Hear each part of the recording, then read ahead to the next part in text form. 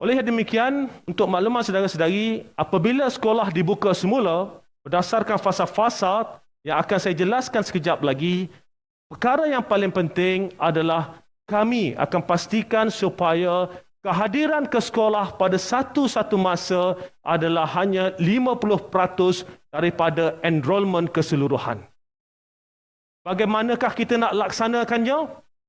Kita akan laksanakan penggiliran minggu. Apa makna penggiliran minggu dalam konteks ini? Murid dalam satu kelas akan dibahagikan kepada 2 kumpulan.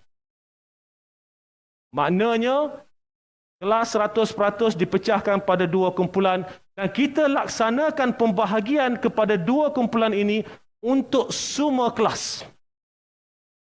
Ini bermakna secara keseluruhannya hanya 50% daripada keseluruhan murid akan datang ke sekolah pada satu-satu masa. Bagaimanakah kaedah ini akan dilaksanakan? Ya, kita perlu ingat, had jumlah murid dalam setiap kelas adalah 50% sahaja. Sebagai contoh, katakanlah kita ambil contoh kelas tingkatan 5A. Tingkatan 5A ini mempunyai murid seramai 36 orang. Maka tingkatan 5A akan dibahagikan kepada 2 kumpulan. 5A kumpulan 1 seramai 18 orang, 5A kumpulan 2 seramai 18 orang. Minggu pertama, murid kumpulan A akan datang ke sekolah secara bersemuka, dan murid kumpulan B akan berada di rumah untuk PDPR. Minggu kedua, murid kumpulan B akan datang ke sekolah untuk belajar secara bersemuka dan murid kumpulan A akan berada di rumah untuk PDPR. Saudara-saudari, begitulah seterusnya pusingan yang akan dilaksanakan.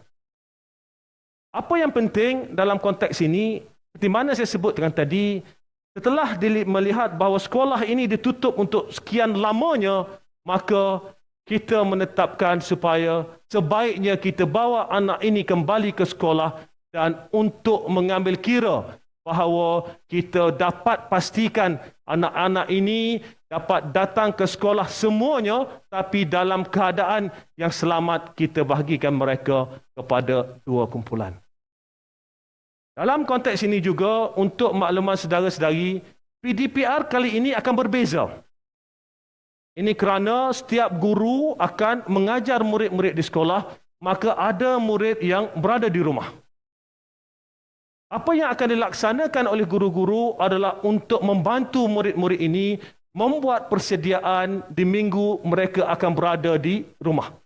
Waktu di sekolah, guru akan mengajar mereka, menjelaskan konsep-konsep penting, topik-topik utama, dan akan dijelaskan kepada murid-murid ini bahawa untuk minggu hadapan ketika berada di rumah, inilah antara perkara yang akan atau perlu dilaksanakan.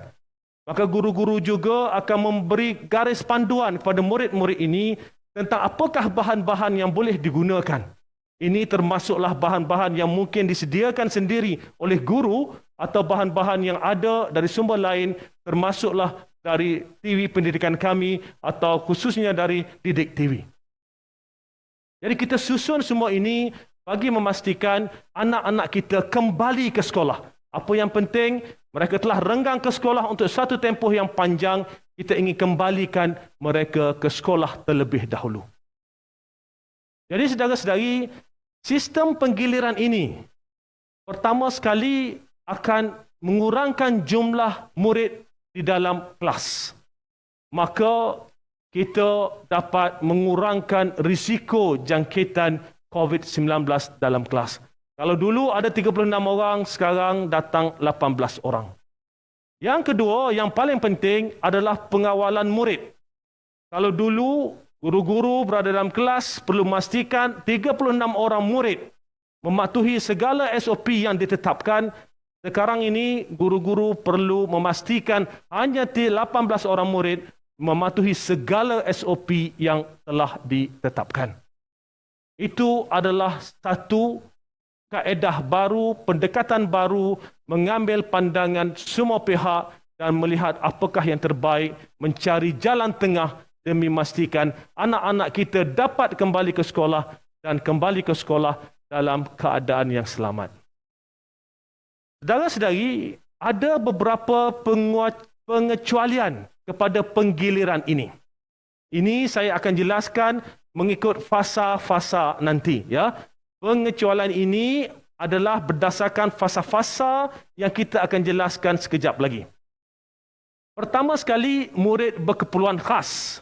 Ya, murid berkeperluan khas umumnya tidak digilirkan. Yang kedua, murid tingkatan 6 semester 2 dan IBD tahun 2 serta peperiksaan yang kita nyatakan. Ini pun kita akan jelaskan sekejap lagi, ya. Yang ketiga, murid sekolah asrama sepenuhnya. Yang keempat, murid kelas peperiksaan antarabangsa. Dan yang kelima, murid prasekolah atau tadika swasta atau pusat perkembangan minda antara 4 ke 6 tahun. Dan akhir sekali, sekolah kurang murid. Sekolah kurang murid ini, kapasiti sekolah hanyalah tidak melebihi 150 orang, maka sekolah itu secara keseluruhannya tidak perlu digilirkan.